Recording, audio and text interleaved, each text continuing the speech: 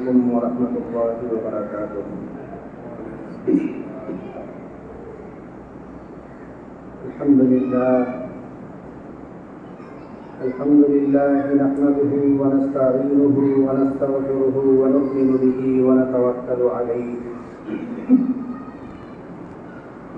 ونعوذ بالله من شرور أنفسنا ومن سيئات أعمالنا.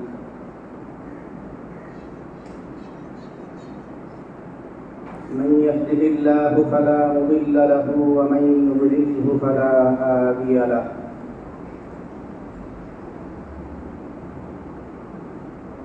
ونشهد أن لا إله إلا الله وحده لا شريك له.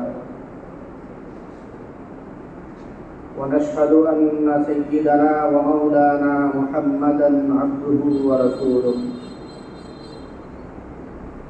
صلى الله عليه وعلى آله وأصحابه وبارك وسلم. أما بعد فأعوذ بالله من الشيطان الرجيم. بسم الله الرحمن الرحيم.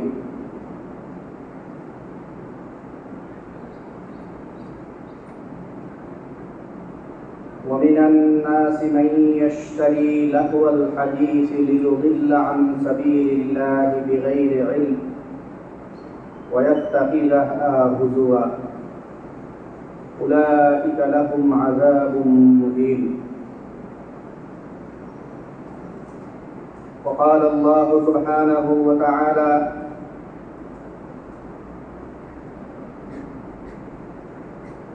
يا أيها الذين آمنوا لا تتخذوا اليهود والنصارى أولياء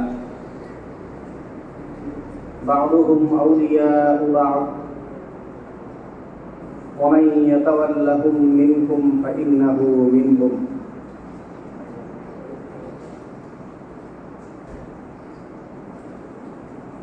وقال رسول الله صلى الله عليه وسلم: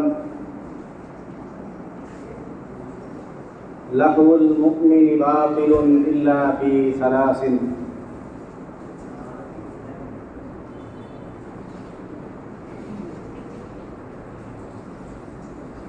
وعن بعض أصحاب النبي صلى الله عليه وسلم أنه قال: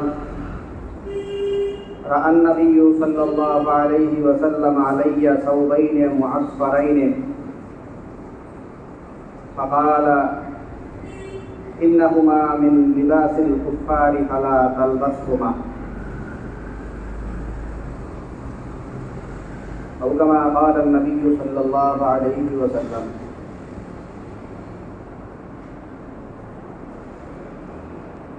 اللهم صل على محمد وعلى آل محمد كما صليت على إبراهيم وعلى آل إبراهيم إنك حميد مجيد. اللهم بارك على محمد وعلى آل محمد كما باركت على إبراهيم وعلى آل إبراهيم إنك حميد مجيد.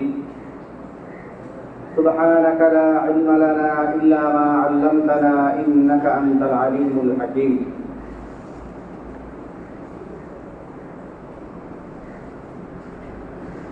মহান আল্লাহ পাক রব্বুল আলামিনের দরবারে অসংখ্য শুকরিয়া জ্ঞাপন করছি, যিনি আমাদেরকে অন্যান্য জুমার ন্যায় আজকেও জুমার নামাজ আদায়ের জন্য পবিত্র ঘর মসজিদে আসার তৌফিক দান করেছেন। আলহামদুলিল্লাহ। মুহতারাম হাজিরিন,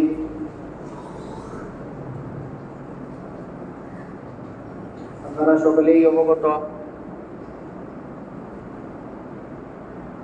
বিশ্বব্যাপী আলোড়ন সৃষ্টিকারী একটি আয়োজন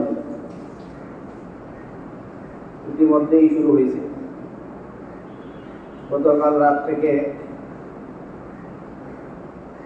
ফুটবল বিশ্বকাপ শুরু হয়েছে। তো বিশ্বকাপ ফুটবল সম্ভবত বিশ্বব্যাপী, আর আমাদের বাংলাদেশ তো বলি, বাংলাদেশের বা সারা বিশ্বেরই খেলাধুলাকে কেন্দ্র করে যেই কয়টা বড় আয়োজন, জাঁকজমকপূর্ণ আসর, সারা জাগানো খেলাধুলার যেই সময়টা, সেটা এই বিশ্বকাপ ফুটবল আসলেই সবচেয়ে বেশি চোখে পড়ে।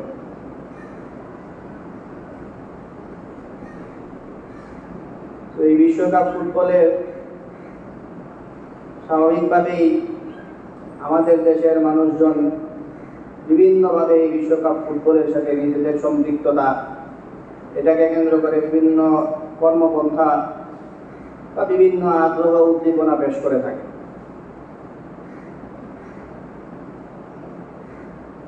তো একজন মুসলমান হিসেবে আমাদের এই সময়টায় বেশ কিছু ব্যাপার সামনে থাকা জরুরি। আমাদের ঈমান, আকীদা, ধর্ম ইত্যাদি বাঁচানোর জন্য কিছু কাজ করণীয় আছে। আবার ধর্ম বাঁচার পরেও নিজেদের আমল, আখলাক ইত্যাদি বাঁচানোর জন্য কিছু করণীয় আছে। বিশ্বকাপ উপলক্ষে আমরা যা যা করে থাকি এগুলোর কিছু তো আছে যেগুলি খারাপ কাজ, গুনার কাজ, বাকি ঈমান বিধ্বংসী না এমন কিছু কাজ আমরা করি। আবার এমন এমন কিছু কাজও আছে এই সময়টায় আসলে যেগুলি করলে মানুষজনের ঈমানই শঙ্কায় পড়ে, কিন্তু এত কিছু বিবেচনা আমরা করি না। আমরা আমাদের মতো করে বিশ্বকাপ আসলেও আছে একটা আয়োজন আসছে, এটাকে কেন্দ্র করে আমরা যেভাবে পারি এটার পিছনে পড়ে যাই। তো এমনিতে সাধারণভাবে খেলাধুলা করা বা খেলাধুলা অহেতুক কর্মকাণ্ডে লিপ্ত হওয়া, এগুলোর ব্যাপারে আপনারা সবসময় সবাই বুঝেন যে ইসলামে কিছু নির্দেশনা পাতলে দেওয়া। খেলাধুলা বিষয়ক কি কথা সেটা স্বতন্ত্র বিষয়। খেলাধুলা ইত্যাদির সাথে সম্পৃক্ততা, কোন ধরনের খেলা কোন লেভেল পর্যন্ত করা যায়, এগুলো অন্য সময় আমরা সময় সুযোগ মতো আলাপ করব। শুধু এই বিশ্বকাপ উপলক্ষে আমাদের যে উন্মাদনাগুলি, এটা নিয়ে দুই চারটা কথাগুলি বলি আমরা। এমনিতে বিশ্বকাপ বা খেলাধুলা যে কোনো ধরনের অহেতুক কাজ, স্বাভাবিকভাবে ইসলাম এগুলোকে সমর্থন করে না। কোরআনে কারিমে আল্লাহ পাক রব্বুল আলামিন এই অহেতুক কর্মকাণ্ডের সাথে জড়িত না থাকার জন্য বহু কথাবার্তা বলছেন। সূরা লুকমানের মধ্যে আল্লাহ পাক রব্বুল আলামিন বলেন, ومن الناس من يشتري لهو الحديث ليضل عن سبيل الله بغير علم ويتخذها هزوا। বহু মানুষ তো এমন আছে যে মানুষেরা আল্লাহ পাক রব্বুল আলামিন যেই শিক্ষা ধারণ করতে বলছেন, আল্লাহর পথ থেকে মানুষজনকে সরায় দেওয়ার জন্য অহেতুক কর্মকাণ্ড মানুষের সামনে নিয়ে আসে, এগুলো থেকে মত্ত থাকে, এগুলোর উপকরণগুলো তারা কেনা বেচা পছন্দ করে। আর আল্লাহ তাআলার যে বিধানগুলো, আল্লাহ তাআলার যে বাঁচতে দেওয়ার বিধান, আয়াত আছে, এগুলোকে মানুষজন ঠাট্টা পর্যন্ত করা শুরু করে। এই উপলক্ষে হাদিসের মধ্যে আছে, নবী সাল্লাল্লাহু আলাইহি ওয়াসাল্লাম বলেন, মিন হুসনি ইসলামিল মারই তারকুহু মা লা ইয়ানিহি। ইসলাম খুব সুন্দর একটা ধর্ম, ইসলাম খুব যৌক্তিক একটা ধর্ম। ইসলাম মানুষজনকে বহু কিছু বাতলে দেয়, বহু কর্মকাণ্ড মানুষের জীবন পরিচালনার জন্য মানুষকে সবকিছু বলে দেয়। আর ইসলামের যে সৌন্দর্য, এই সৌন্দর্যটা ফুটিয়ে উঠে একটা বিষয়ে, সেটা হলো অহেতুক যত কাজকর্ম আছে এগুলো থেকে সরে আসা, অহেতুক কর্মকাণ্ডে লিপ্ত না হওয়া, এটা ইসলামের একটা অন্যতম সৌন্দর্যের অন্তর্ভুক্ত। অর্থাৎ সুন্দরভাবে ইসলামকে যারা ফুটিয়ে তুলতে চায়, সুন্দর করে যারা ইসলাম পালন করতে চায়, তাদের অন্যতম করণীয় সেটা হলো যে এরা অহেতুক কোনো কর্মকাণ্ড ইত্যাদিতে লিপ্ত না হবে। এই তো ছিল কিছু সাধারণ কথাবার্তা যে কোনো খেলাধুলা ইত্যাদিকে কেন্দ্র করে, যে কোনো আয়োজন ইত্যাদি কেন্দ্র করে আমরা সতর্ক থাকব। আর একদমই বিশ্বকাপ ফুটবল আসার পরে আমরা যেই কর্মকাণ্ডগুলি করি এবং এগুলি থেকে বিরত থাকা দরকার, এগুলোকে যদি আমরা নাম ধরে ধরে আমরা বলতে যাই, তাহলে প্রথমে আমরা যে বিষয়টা বলতে পারি সেটা হলো বিশ্বকাপ আসার আগ থেকেই আমাদেরকে বিশ্বকাপটা আসতেছে এই জিনিসটা বুঝায়, যে জিনিসটা সেটা হইল আমরা এই বিভিন্ন বাড়ি ঘর এগুলি বাড়িতে বাড়ির ছাদে টাদে আমরা দেখি মানুষজন পতাকা টানানো শুরু করে। এই পতাকা টাকা দেখলে এরপরে আমরা যাদের অত বেশি খোঁজ খবর নাই, আগে থেকে ধারণা নাই, এরাও তখন আমাদের এই লোকগুলিও তখন আমরা বুঝে যাই যে বিশ্বকাপ আসতেছে। তো যাদের সকলেই বুঝে যায় বিশ্বকাপ আসতেছে, এটা বোঝানোর সবচেয়ে মোটামুটি বড় মাধ্যম হইল পতাকা। তো এই পতাকা টানানো শুরু করে বিশ্বকাপ আসলে মানুষজন মূলত এই পতাকা টানানো এটা দুই দৃষ্টিকোণ থেকেই সত্যিকার অর্থের চেতনা যারা ধারণ করে এদের জন্য দুই দিক থেকেই এটা খারাপ কাজ। দুই দিক মানে আপনি পতাকা উঠাবেন, পতাকা উত্তোলন করবেন কোনো একটা দেশের, এই জিনিসটা ঠিক না। আবার আপনি ওই দেশের পতাকা উঠাইতে গেলে যেমন আপনার এটা করাটা ঠিক না, পতাকার চিন্তা চেতনা যারা ধারণ করে এদের জন্য উচিত এটা যে ওই দেশের লোকজনেরও আসলে উচিত যে আমাদের পতাকা কেউ যেন উঠাইতে না, উত্তোলন করতে না পারে। পতাকা সাথে মানুষের চিন্তা চেতনা, মানুষজনের ধারণা এগুলো ওতপ্রোতভাবে জড়িত। হাদিসের মধ্যে আছে নবী সাল্লাল্লাহু আলাইহি ওয়াসাল্লাম একবার এক যুদ্ধ, মুতার যুদ্ধ, যে যুদ্ধে মুসলমানরা শেষ পর্যন্ত বিজয় হয়েছে, কিন্তু এর আগে মুসলমানদের অনেক কষ্ট করতে হয়েছে বিজয় অর্জন করার জন্য। মুসলমানদের সেনাপ্রধান যারা ছিল একে একে 3 জন সেনাপ্রধান একজনের পরে আরেকজন দায়িত্ব গ্রহণ করছে এবং 3 জনকে কাফেররা মেরে ফেলছিল। 3 জন সেনাপ্রধান, প্রথমে সেনাপ্রধানকে মারা হইল, এরপরে যিনি দায়িত্ব নিবেন ওনারে মারা হইল, এরপরে জনকে মারা হইল। তাহলে সাধারণভাবে মুসলমানদের উপরে কি ধরনের জুলুম নির্যাতন নামে আসছিল, মুসলমানদের উপরে কি ধরনের আক্রমণ আসছিল, সেই বিষয়টা সহজেই বোঝা যায়। তো নবী সাল্লাল্লাহু আলাইহি ওয়াসাল্লাম এই যুদ্ধ বাহিনী যখন প্রেরণ করেন, যুদ্ধ শেষ হওয়ার পরে নবী সাল্লাল্লাহু আলাইহি ওয়াসাল্লামের কাছে কেউ কোনো খবর দিছে না। খবর দেওয়ার আগেই নবী সাল্লাল্লাহু আলাইহি ওয়াসাল্লাম মদিনায় যে মুসলমানরা আছেন তাদের কাছে এই যুদ্ধের বিবরণ দিতেছেন।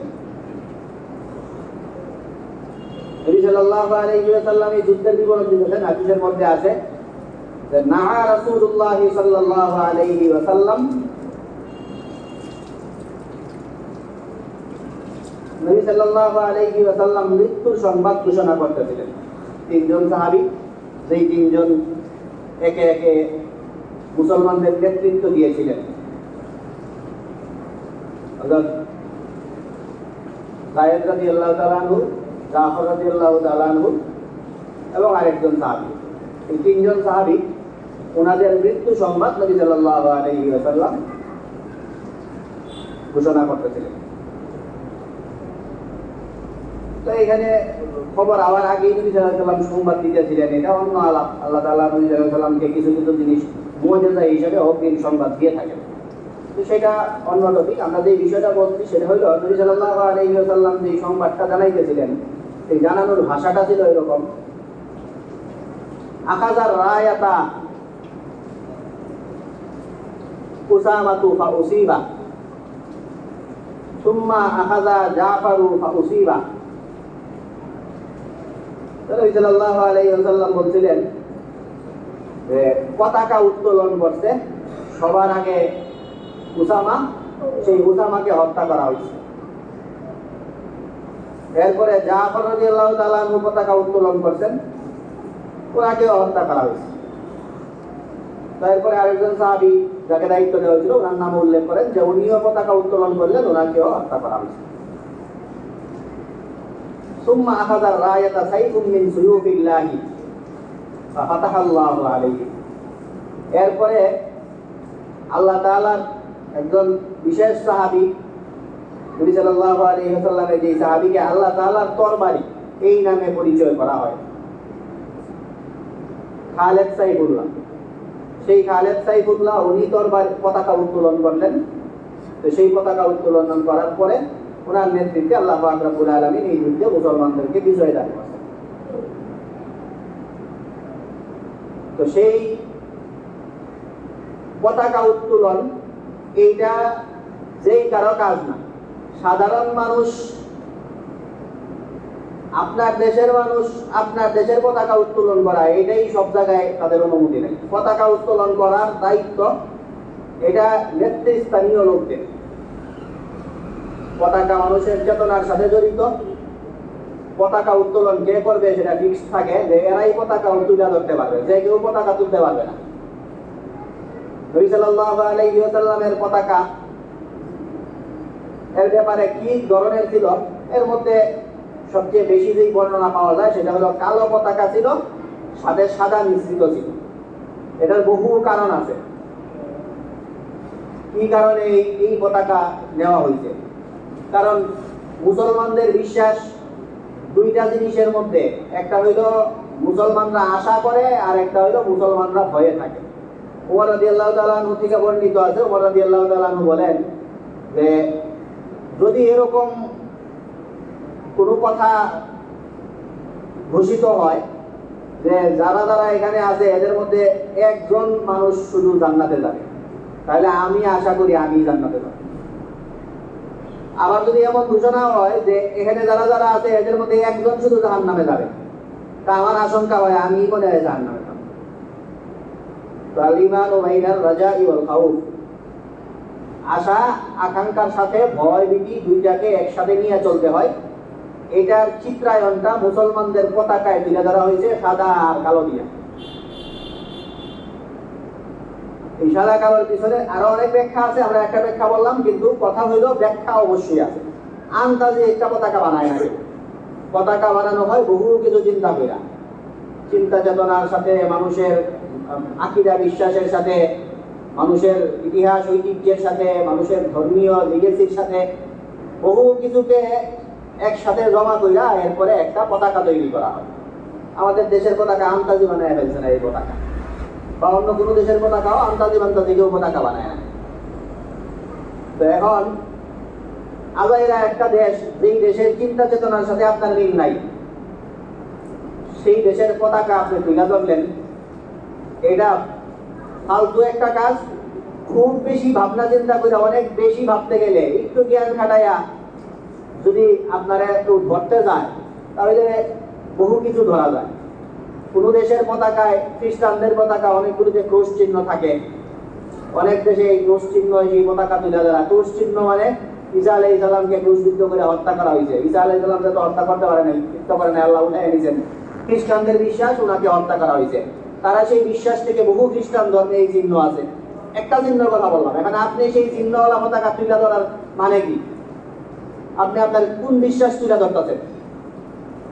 একজন মুসলমান হইয়া অমুসলিম বিশ্বাসকে, যেই বিশ্বাস, যেই চিহ্ন আমাদেরকে বলে যে আল্লাহর নবী ঈসা আলাইহিস সালামরে উনাকে মানুষজন হত্যা করছে, তাও কি অপবাদ দিয়া যে উনি অবৈধ সন্তান, নাউযুবিল্লাহ, মারিয়াম আলাইহিস সালাম ব্যভিচার করছেন, এইসব কারণে এদের সাথে ঝগড়া বিবাদ এগুলো নিয়ে আস্তে আস্তে তাদেরকে, তারা ঈসা আলাইহিস সালামকে হত্যা পর্যন্ত করছে। এই যে এই ধারণা এগুলো, বা ঈসা আলাইহিস সালামকে হত্যার চিন্তা চেতনা যারা লালন করে তাদেরটা, এই ধরনের চিন্তা আমরা এই ক্রুশ চিহ্ন বহু পতাকায় আছে এই কারণে বললাম। এছাড়া যত পতাকা আছে সেগুলোর মধ্যে দেখবেন যে কোনো না কোনো, এত হয়তো আমরা এত কিছু ভাবছি না কোন দেশের পতাকায় কি চিহ্ন আছে সেটা নিয়ে বিস্তারিত জানাশোনার অভাবের কারণে সবগুলি বলা সম্ভব না। কিন্তু একটা জিনিস নিশ্চিত, সব দেশের পতাকাতেই এমন কিছু আছে যেটা যদি আপনি জানেন আপনার লজ্জা হয়ে বলছে যে আমি কি তুলে ধরতেছি। এই কারণে পতাকা তুলে ধরা এটা খুবই বাজে একটা কাজ। একে তো অনুমতি নাই যে কেউ পতাকা তুলে ধরতেই পারে না, এজন্য অনুমতি না থাকা এটাই স্বাভাবিক। কিন্তু এগুলো হিসাব করে না, যে যার মতো পতাকা তুলে ধরতে পারতেছে, এটা সামাজিক সমস্যার কারণে।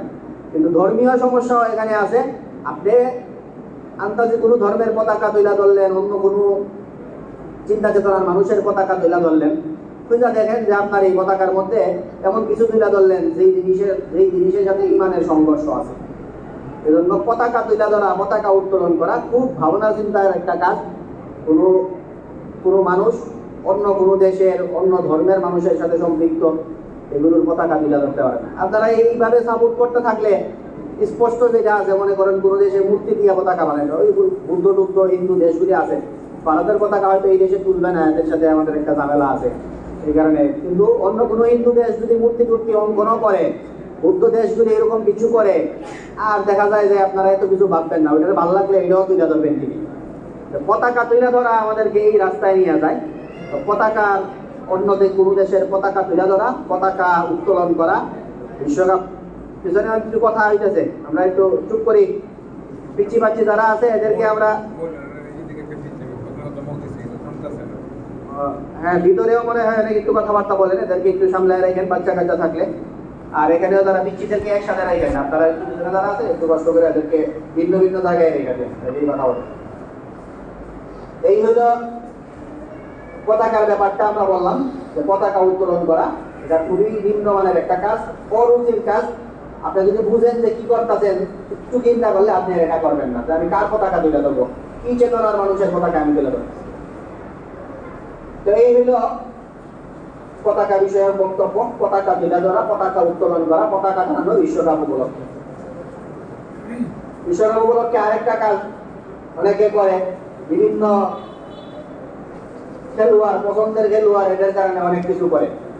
একে তো হইল পছন্দের খেলোয়াড়ের বিভিন্ন অনুকরণ করে, চুল ছাড়ে অনেকে, সেলুনওয়ালারা বিভিন্ন এই চুল তুলে এগুলি করে। নবী সাল্লাল্লাহু আলাইহি ওয়াসাল্লাম চুল কিভাবে রাখতেন? নবী সাল্লাল্লাহু আলাইহি ওয়াসাল্লামের চুলের সিস্টেম ছিল যে মুশরিকরা চুল সিটি করত, আর ইহুদি খ্রিস্টানরা এরা সিটি করত না। নবী সাল্লাল্লাহু আলাইহি ওয়াসাল্লাম এক অদ্ভুত কাজ করতেন, সেটা হলো কিছু অংশ সিটি করতেন, কিছু অংশ ছাইড়া দিতেন। কিছু সিটি দিয়ে কইরা, কিছু ছাইড়া দেওয়া, দুই দলের দুইটার একটার সাথে যেন না মিলে। পরে নবী সাল্লাল্লাহু আলাইহি ওয়াসাল্লাম বলতেন যে তোমরা খালিফুল ইয়াহুদ ওয়াল মুশরিকিন, ইহুদি খ্রিস্টান মুশরিক এরা সবার বিরোধিতা করো, এরা সব যারা যারা যা করে তোমরা এর ঠিক উল্টাটা করো। তো এই চুলের ব্যাপারে নবী সাল্লাল্লাহু আলাইহি ওয়াসাল্লামের কর্মপন্থা ছিল এটা। আর আমাদের মুসলমানরা এখন বিভিন্ন খেলোয়াড়ের মতো করে চুল কাটে, বিশ্বকাপ আইলে আরো বেশি দেখা যায় চুলের মধ্যে এই অমুক খেলোয়াড়ের কাটিং। অথচ নবী সাল্লাল্লাহু আলাইহি ওয়াসাল্লাম একদম খুব এটারে অনেকটা বলা যায় সতর্কতার সাথে। তো আমরা অনেক সময় ওদের ভাষায় যদি বলি যে গাওরানি করে আমরা যেমনি করছি এর ঠিক উল্টাটা করছে, এদের ভাষায় বললে বলা হয়।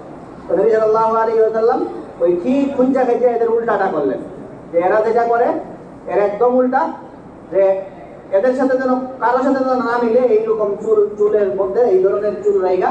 এরপরে বলছেন যে এই সবার বিরোধিতা করে। এরপরে ইসলামের বড় একটা আকীদার সাথে সম্পৃক্ত একটা যে জিনিস, বড় একটা আকীদা, এটাকে বলা হয় আল ওয়ালা ওয়াল বারা। ওয়ালা এবং বারা সেটা হলো মুসলমানরা অন্য ধর্মের মুসলমানদের, অন্য ধর্মের মানুষের সাথে মুসলমানরা প্রয়োজনে উঠাবাসা করতে পারে, কথাবার্তা বলতে পারে, লেনদেন করতে পারে, এদের বিভিন্ন কার্যক্রম, এমনকি ওই ওদের এই বিভিন্ন ধর্মীয় খাবার টাবার, নশাক্ত সাথে এগুলি ছাড়া সাধারণ খাবার টাবার পর্যন্ত খাইতে পারে, দুনিয়াবি আচরণ টাচরণ এগুলি করতে পারে। কিন্তু অন্য ধর্মের কাউকে মুসলমানরা ভালোবাসতে পারে না, মহব্বত করতে পারে না। এদের সাথে মুসলমানদের ভালোবাসা, এদের সাথে মুসলমানদের সখ্যতা, মায়া মহব্বত, এটা অবৈধ। এটাকে বলা হয় আল ওয়ালা ওয়াল বারা। অন্য নবী সাল্লাল্লাহু আলাইহি ইব্রাহিম আলাইহিস সালাম নিয়ে কথা বলছিলেন যে ইন্না বুরাআউ মিনকুম, তোমাদের সাথে আমাদের শত্রুতা তৈরি হয়েছে, তোমরা আমাদের শত্রু, আমরা তোমাদের শত্রু, তোমাদের থেকে আমরা মুক্ত। এই জন্য অমুককে মহব্বত করি, অমুক আমার প্রিয়, অমুককে ভালোবাসি, অমুক খেলোয়াড়, অমুক দেশ আমার প্রিয় দেশ, প্রিয় খেলোয়াড়, এই শব্দগুলো যেই বার্তা দেয় এই বার্তাটা ইসলামের যেই আকীদার অন্যতম শিক্ষা ওয়ালা ওয়াল বারা। কোরআনের মধ্যে আল্লাহ পাক রব্বুল আলামিন এই কথাটা স্পষ্ট আয়াতে বলেন, ইয়া আইয়ুহাল্লাযীনা আমানু লা তাত্তাখিযুল ইয়াহুদা ওয়ান নাসারা আউলিয়া। হে মুমিনরা, তোমরা উঠা বসা, চলাফেরা, ব্যবসা বাণিজ্য, লেনদেন এগুলি করতে পারো, কিন্তু কোনো ইহুদি এবং খ্রিস্টান কাউকে তোমরা বন্ধু হিসাবে গ্রহণ করো না। কেউ ইহুদি, খ্রিস্টান বা অন্য ধর্মের কেউ কোনো মুসলমানের বন্ধু হইতে পারে না। বাযুহুম আউলিয়া বাদ, এরা নিজেরা একজনের আরেকজন বন্ধু। এরা তোমাদেরকে বিনাশ করতে চায়। তো এরা তোমাদের কোনো বন্ধু হইতে পারে না, এদেরকে বন্ধু হিসেবে তোমরা গ্রহণ করো না। তো এই হলো এই বন্ধুত্ব বা মহব্বত, যে অমুক খেলোয়াড় আমার প্রিয় খেলোয়াড়, অমুক দেশ আমার প্রিয় দেশ, এই বাক্যগুলো কেউ কাউরে একটা দেশের খেলা দেখে ফেলে এই দেশের খেলাটা একটু ভালো লাগে, এগুলি খারাপ কাজ। কিন্তু এটা পর্যন্ত সহনীয় পর্যায়ে। কিন্তু এটারে আপন করে নেওয়া, বন্ধু বানায় নেওয়া, প্রিয় করে নেওয়া, আমার প্রিয় কি এত বলে যে আমারই দেশ জিতলে নিজের যেটারে সাপোর্ট করে ওইটারে জিতলে পরের দিন থেকে আমরা জিতছি। কি আশ্চর্য! আরেক দেশ নিজের অন্তর্ভুক্তই বানায় নেয়, বলে জিতছে, তাই আমরা জিতছি। এটা তো নিজেদেরই বানায় নেয় এরা, আমাদের দেশের মানুষের এই পর্যায়ে পর্যন্ত পৌঁছে। এটা খুবই বাজে কাজ। এটা ইসলামের যে অন্যতম শিক্ষা, অন্য ধর্মকে প্রিয় বানানো, অন্য ধর্মের মানুষজনকে আপন করে নেওয়া, বন্ধু বানানো যাবে না। এটা ইসলামের ইমানের একটা অন্যতম পূর্ব শর্ত। এই শর্তের সাথে একটা সাংঘর্ষিক। এই হলো আরেকটা ব্যাপার। আরো একটা জিনিস আছে, যেটা হইল যে আলহামদুলিল্লাহ আপনারা কে কে দেখে খুব ভালো লাগতেছে। আমি এটা নিয়ে এটা যখন মাথায় আসছিল তখন আবার ভাবতেছিলাম যে আমি এই কথাটা বলার সময় নিজেই বিব্রত হই কিনা। সেটা হলো জার্সি পরিধান করা, কেনাকাটা ইত্যাদি। এটা নিয়ে ভাবছিলাম যে বিশ্বকাপ শুরু হয়েছে কালকে, আজকে যদি এই ওয়াজ করি আর যদি দেখি আমার সামনেই কেউ কোনো দলের জার্সি পরে আছে, উনিও বিব্রত হবে, আমিও হব। তো আলহামদুলিল্লাহ কেউ এরকম নাই, সবাই সচেতন মানুষ। তো এই জার্সি বিষয়ে একটা কথা বলি। বিশেষ করে হাদিস যেহেতু বলুন সবার বিরুদ্ধেই তো এটা, কিন্তু যেটা একটু দাগ কাটবো এমন করে একটা দল একটু খোঁজা বাইরেই করি, খোঁজা বুঝতে আমাদের দেশে চলে হলুদ জার্সিওয়ালাদের বিশেষ করে বলি। হাদিসের মধ্যে আছে নবী সাল্লাল্লাহু আলাইহি ওয়াসাল্লাম, আব্দুল্লাহ ইবনে আমর উনি বর্ণনা করেন যে নবী সাল্লাল্লাহু আলাইহি ওয়াসাল্লাম একবার দেখলেন আমি হলুদ জার্সি পরে আছি। রাআ রাসূলুল্লাহ সাল্লাল্লাহু আলাইহি ওয়াসাল্লাম আলাইয়া সাওবাইনে মুআসফারাইনে। নবী সাল্লাল্লাহু আলাইহি ওয়াসাল্লাম দেখলেন, একটু গায়ে লাগার লাগে বলতাছি আর কি, জার্সি না শব্দটা তো কাপড়, মানে হলুদ কাপড়।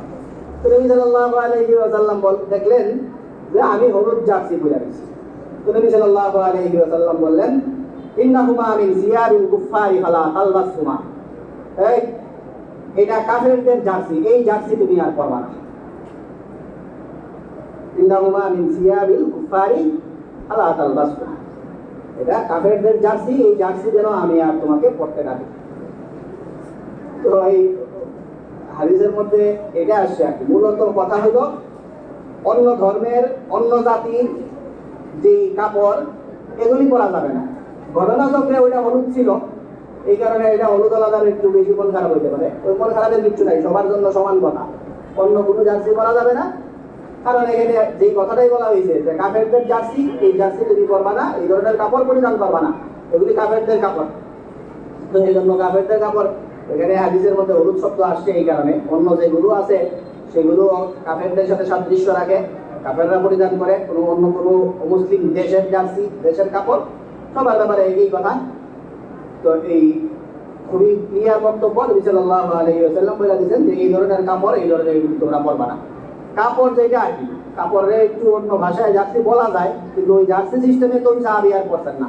উনি এমনি হলুদ কাপড় পরছেন, ওইটা অন্য কোনো কাফেরদের সাথে মিলা গেছে, ওইটাকে না করছেন। আর আমরা তো একদম ওই দেশের জার্সি বানাই আসি, ওই ধরনের কালার না, জার্সিও না, সম্ভবত অন্য দেশের নাম পর্যন্ত লেখা থাকে এরকম নাম, কি দেশের যে স্মৃতি চিহ্ন, এদের যদি কোনো এদের কোনো ধর্ম বিশ্বাস, আকিদা, চিন্তা চেতনার কোনো প্রলেপ যদি এই কাপড়ে থাকে, তা আপনি যেটা করেন ওদের মধ্যেও সেটা থাকে। তো এই ধরনের এই যত চিহ্ন আছে সব চিহ্ন সম্বলিত কাপড় একদম পরে ফেলেন। শুধুমাত্র এই কালারটা কেন মিলে গেছিল, ওই এখানে লোকজন বেশি কালার পরে, এই কালারের কাপড় পরবা না, সেটার জন্যই নিষেধাজ্ঞা। আর আমরা এখানে আনুষ্ঠানিক সব কিছু সব সিম্বল নিয়ে সেই জার্সি পরিধান করে ফেলে। এই রূপগুলির ব্যাপারে হাদিসে কি ধরনের সতর্ক, সেখান থেকে কি ধরনের সতর্কতা অবলম্বন করা উচিত সেটা সহজেই অনুভব। না, মুসলমানদের জার্সি পরা যাইব কিনা আমরা সেটাই বলছি, শুরুতেই বলছি যে বিশ্বকাপ কেন্দ্রিক আলোচনার কয়েকটা ধাপ আছে। একটা ধাপ হইল সরাসরি ইমানের সাথে সংঘর্ষ, আর একটা ধাপ আছে যেটা ইমানের সাথে না, সেটা আমরা বলে নিয়েছি যে পরবর্তী দিনগুলিতে আমরা বলবো যে মদ, জুয়া, এগুলির এগুলির সাথে সম্পৃক্ত সময়ের অপচয়, অর্থের অপচয়, রাজ্যব্যাপী জায়গায় খেলা দেখা, এগুলির কারণে যে মানুষের শারীরিক অপচয়, তারপরে এই জার্সিতে সতর টাকা, এগুলি সতর তুলে ফেলানো, এগুলোর মতো বহুবিধ কারণ আছে যেগুলোর কারণে কোনো জার্সিরই সুযোগ নাই, কিন্তু যেগুলি পড়লে ইমানের সাথে সাংঘর্ষিক সেটার আলোচনাটা আমরা আগে করলাম। এরপরে আরো বহু কারণ আছে বিশ্বকাপ কেন্দ্রিক আলোচনা সামনে যদি আমরা করি, বহু দেশ হোক বা যে কোনো কারণে বহু কিছুর সাথে এগুলি মিলাই জিলাই কোনোটারই সুযোগ নেই। সবচেয়ে বেশি সমস্যাটা যেটা ইমান কেন্দ্রিক আলাপ যেটা, সেটাকে আমরা একটু আগে নিয়ে আসলাম।